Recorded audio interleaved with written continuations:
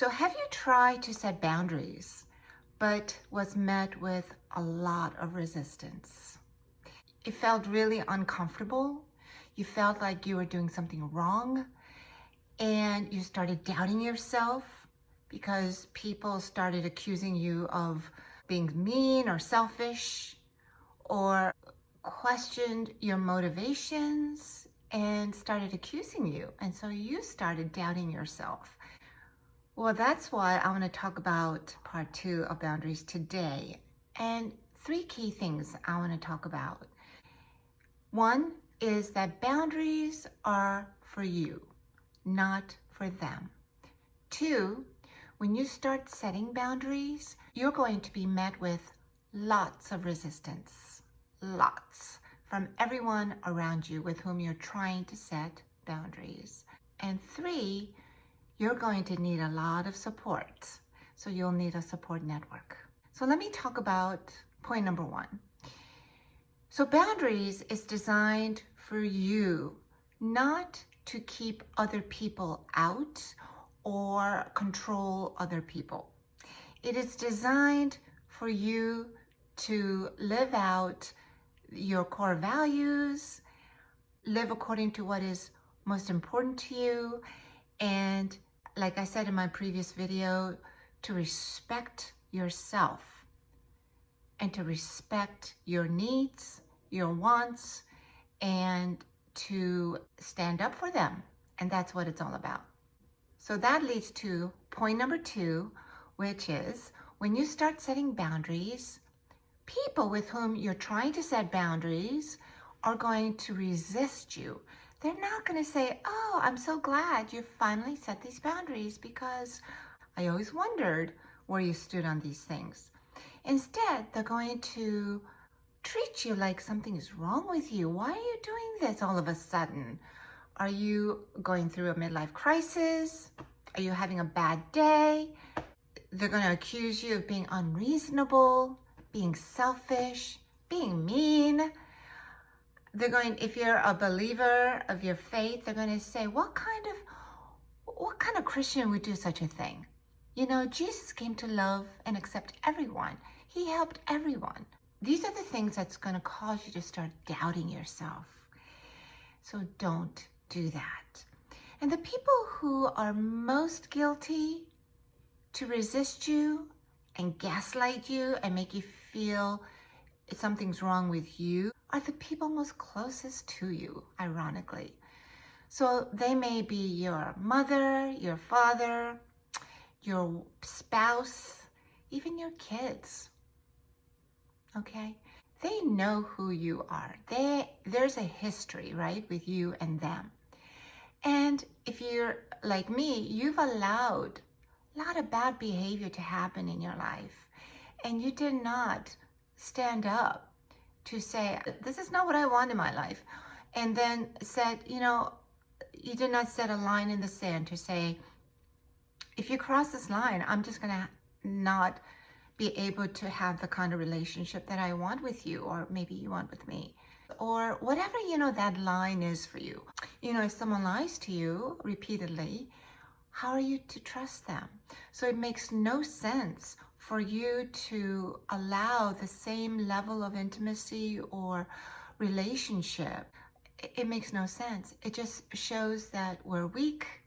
We're not willing to exercise our rights. We're insecure. We can't be gaslit. All these kind of things. And that's the message we've sent for a long time.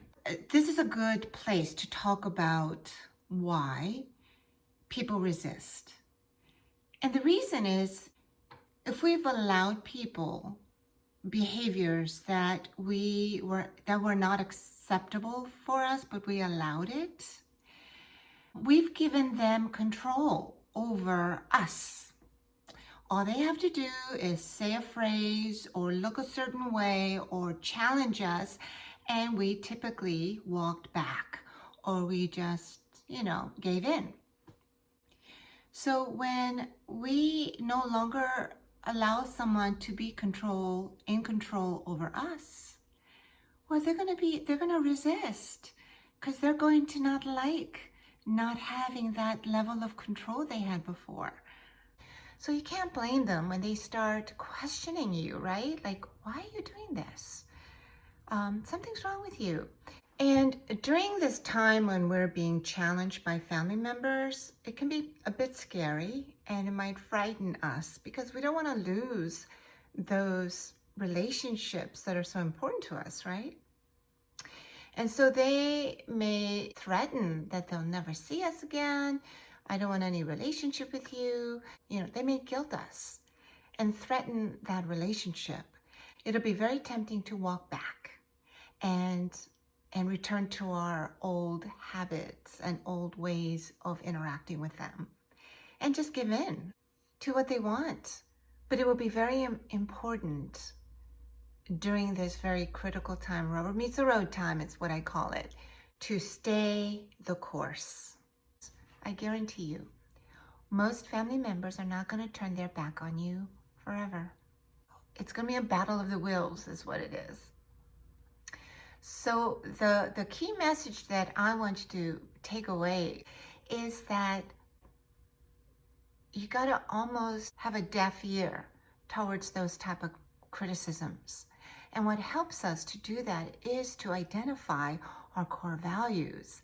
And then when you protect those core values through boundary setting with people who've violated them repeatedly, okay, you don't have to justify. You can just set those boundaries. And if you care about those relationships, you might want to have a conversation while you're doing this. And they may listen to you or they may not. But they don't have to listen to you. What is important is that you don't wait for them to change before you change. The key important thing for you to do is start the change yourself and then stick to it. Identify your core values, identify that boundary to protect that core value, to protect your self-respect, to protect whatever it is you're trying to protect, and then just stick to it. Eventually, they'll come around. And if they don't come around, well, that's going to tell you a lot, especially if you're doing something that is not violating them, right? But trying to just live with integrity within your own self. The third point is it's very, very hard to set a new course, especially if you've not done it before. So expect it to be really, really hard and expect that there will be lots of resistance. So you're going to need a support network. And there are a lot of good programs out there. The one that comes to my mind are the 12-step programs. There are 12-step programs for all kinds of addictions. Now, why do I say addictions? Because I've discovered we suffer from many different types of addictions that are not talked about in public. For example, if you're addicted to alcohol or narcotics, we consider those are the addictions to be taken really seriously, right? But there are other kind of addictions that afflict us on a daily level. Addictions such as food addictions or porn addictions that affect relationships, intimacy in relationships. We might stuff our emotions by, for example, eating or being too busy with activity or, phone addictions. How many of us have that? And we neglect those things that are emotional issues that we need to address and that affect relationships. So that's why these 12-step programs are so wonderful. And for me, I went to the Al-Anon program and they helped me identify what am I responsible for and what am I not responsible for. What did I catch versus being taught, right? All these kind of things. What do I want to get rid of? And what do I want to embrace? And then how do I set boundaries on those things that are very important to me? How do I know how to set boundaries? And then if I mess up, these recovery rooms are great because we could talk it out. We could hear others struggling with the same type of issues and we feel not so alone. Now, there are other programs such as Celebrate Recovery, which is typically hosted in churches, and they're wonderful. They will come alongside you and support you. And unless you're judging yourself, they're not there to judge you at all. And you'll feel not alone, and that you have a network of people that you can go to on a weekly basis for support. And then, of course, there are therapists and certified life coaches such as myself.